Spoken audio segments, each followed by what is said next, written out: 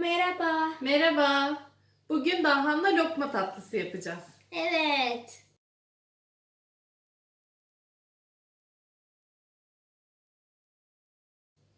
Şimdi öncelikle şerbetini yapmakla başlıyoruz. Şerbetinin malzemeleri 2 su bardağı şeker, 1,5 su bardağı su. Daha bunları tencereye dök bakalım.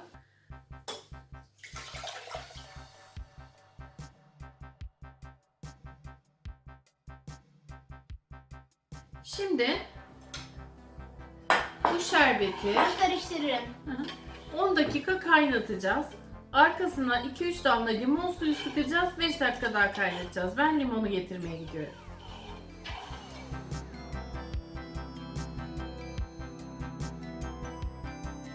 Limon suyunu ekliyorum. Bu 5 dakika daha kaynayacak. Sonra soğuması için ayrı bir kaba alacağım. Şerbetin işi bitiyor. Hemen ayrı kabı da hazırlayayım ben.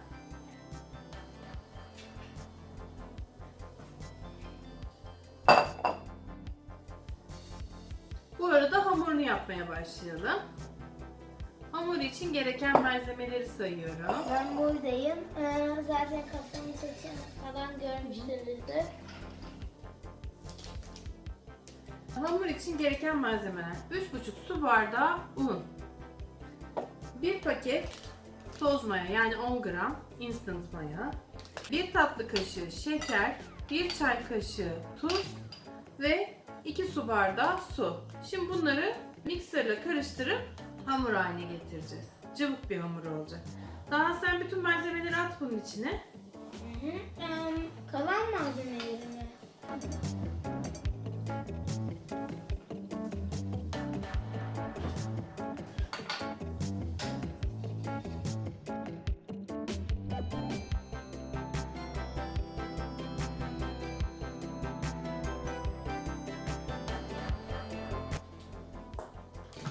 Açalım onu.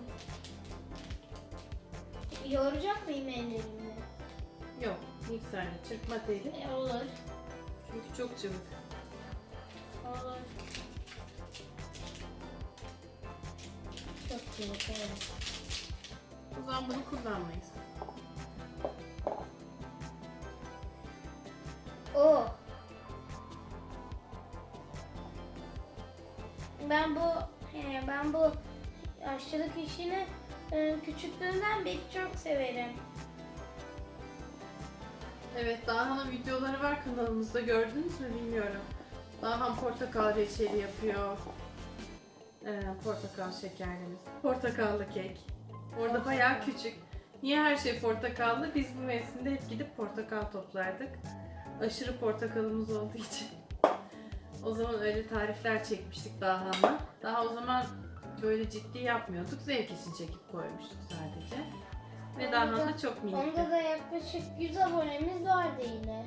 Ha, onlar bizim kendi arkadaşlarımız. Evet yani. Pandemi olunca da biz de bu işe yoğunlaştık. Vaktimiz oldu. Korkmayın, pandemi bitince yine çekeceğiz. Evet, artık bir noktaya geldi, bırakmayız. Ama bir noktaya gelmesi için epey emek isteyen bir iş. Evet, o yüzden. Eğer pandemi olmasaydı uğraşmazdık muhtemelen en başta. Ama şimdi zaten zor aşamaları geçtik. Güzel kısımdayız. Evet, Dahan elle karıştırmaya heveslendi ama elle çok karıştırmaya uygun değil. Ben şimdi mikserle de karıştıracağım. Evet, şerbeti alıyorum. Biraz tenceresinde soğumaya bırakıyorum. Cam kaseyi çatlatmasın diye, sonra cam kaseye de dökeceğim. Bunu bir kenara alıyorum.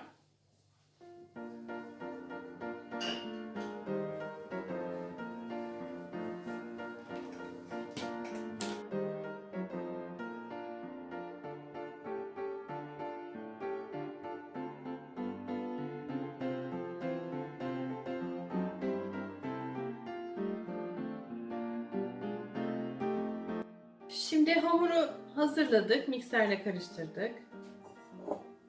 Mayalı bir hamur. Bunun üzerine bir bezle örteceğim. Ve 1 saat mayalanmaya bırakacağım.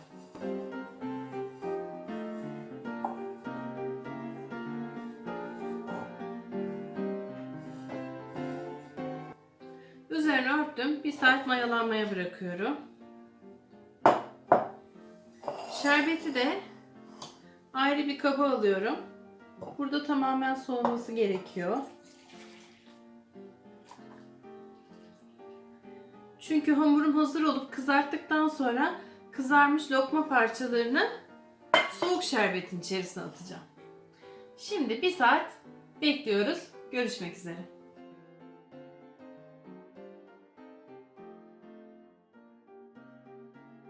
Şimdi hamurda küçük parçalar alıp yağın içine atıyoruz.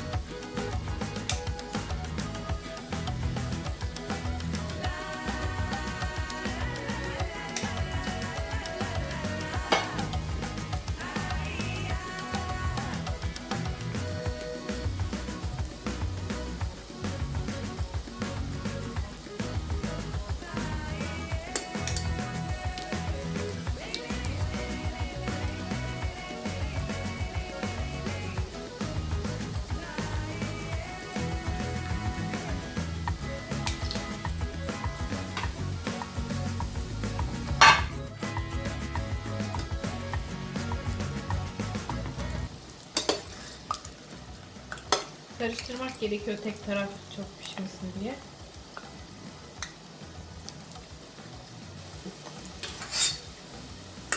Kızaranları soğuk şerbetin içerisine bırakıyoruz. Soğuk şerbetin içerisinde 2-3 dakika duruyorlar. Sonra oradan da alacağız.